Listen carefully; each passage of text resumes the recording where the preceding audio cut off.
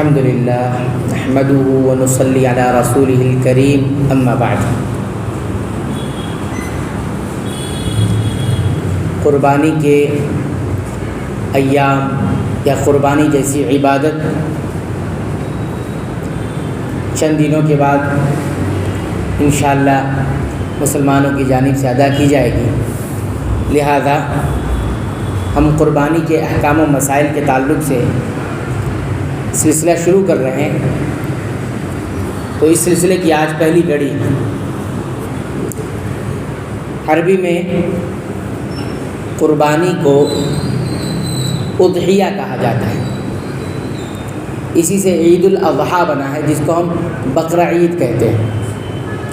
تو بقرہ عید ہم اپنی زبان میں کہہ دیتے ہیں، لیکن اس کو یوم الاضحیٰ کہا جاتا ہے اور اسی طرح اضحیہ کہا جاتا ہے۔ علماء کہتے ہیں اضحیہ کس کو کہتے ہیں؟ ان جانوروں کو کہتے ہیں جو عید الاضحیٰ کے دنوں میں صرف اللہ تعالیٰ سے قریب یا اللہ تعالیٰ کی قربت حاصل کرنے کی نیت سے ذبح کیے جاتے ہیں، اور یہ اللہ تعالیٰ کی عبادت کی ایک خاص علامت ہے۔ اللہ تعالیٰ کی عبادت کی ایک خاص علامت اور نشانی یہ اضحیہ بھی ہے۔ وہ جانور جو عید والے دن، عید کے دنوں میں اللہ سے قریب ہونے کی نیت سے ذبح کیے جاتے ہیں، کسی اور نیت سے نہیں، صرف اللہ سے قریب ہونے کی نیت سے۔ تو عید والے ایام کون سے ہیں؟ پہلا یوم النحر جس کو کہا جاتا ہے، نحر والا دن۔ یہ کون سا دن ہوتا ہے؟ 10ویں ذی الحجہ ہوتا ہے۔ ابھی ذی القعدہ چل رہا ہے، غالباً 27 یا 28 تاریخ ہے، اور پھر اس کے بعد ذی القعدہ ختم ہوگا تو ذی الحجہ شروع ہوگا، عربی مہینہ۔ تو ذی الحجہ کا جو 10واں دن ہوگا، 10ویں ذی الحجہ، یہ پہلا دن ہوگا قربانی کا۔ اس کے بعد 3 دن اور، یعنی 11ویں، 12ویں اور 13ویں ذی الحجہ، یہ 4 دن کس چیز کے ہیں؟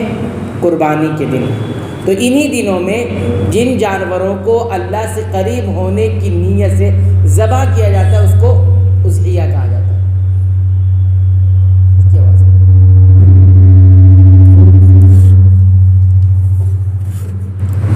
اب ہم دیکھیں گے کہ اس قربانی کا، اضحیہ کا حکم کیا ہے، یعنی اس کو کیوں کیا جاتا ہے، اس کا حکم شریعت میں کیا ہے۔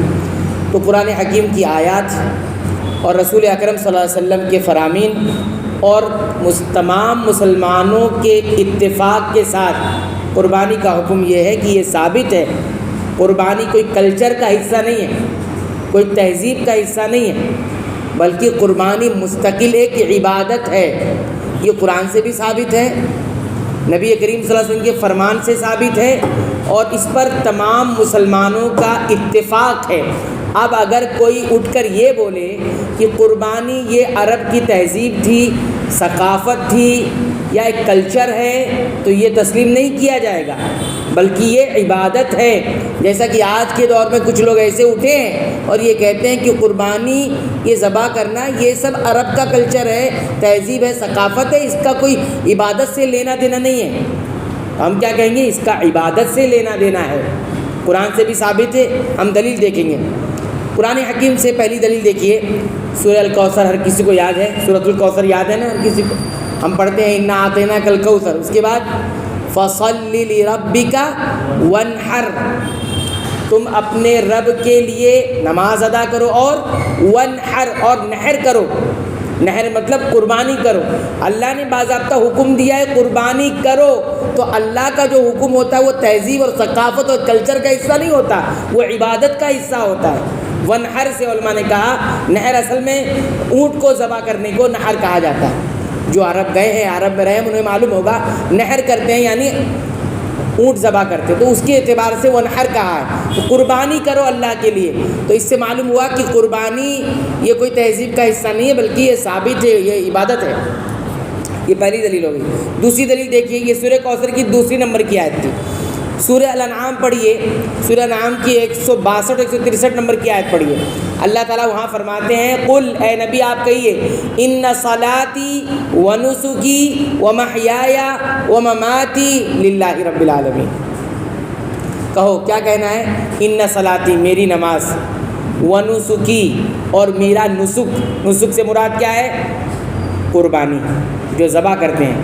النسک سے علماء تفسیر نے بتایا نسک کا مطلب الذبح، یعنی جو میں ذبح کرتا ہوں یہ بھی میرا نماز پڑھنا، میرا قربانی کرنا، میرا جینا، میرا مرنا للہ، اللہ کے لیے، للہ رب العالمین جو تمام جہانوں کا رب ہے۔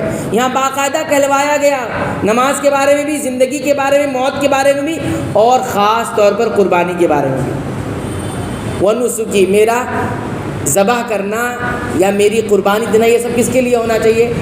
اللہ کے لیے ہونا چاہیے۔ یہ کہو تو اس دلیل سے بھی ہمیں معلوم ہوا کہ قربانی یہ ثابت ہے، یہ عبادت ہے۔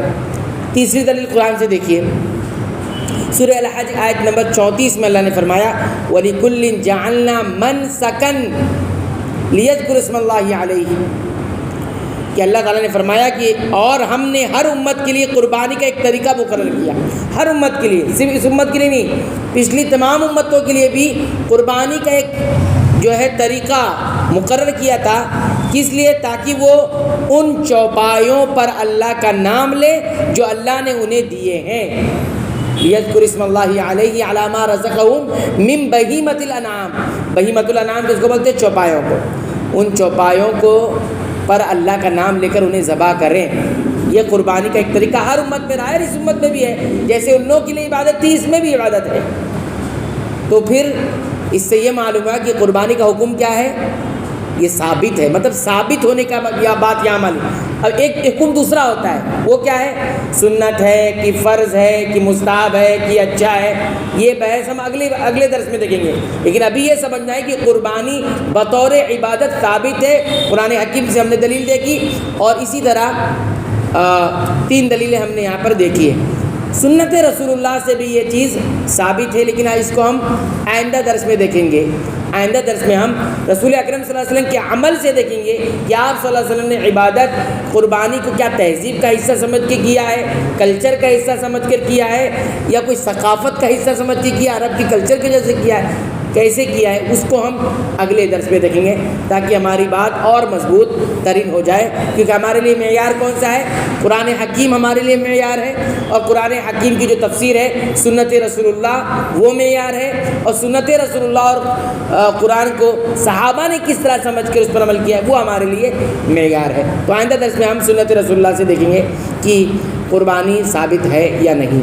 اللہ تعالیٰ سے دعا ہے رب العالمین تو ہمیں اپنی تمام عبادتوں کو کتاب و سنت کے مطابق ادا کرنے کی توفیق عنایت فرما۔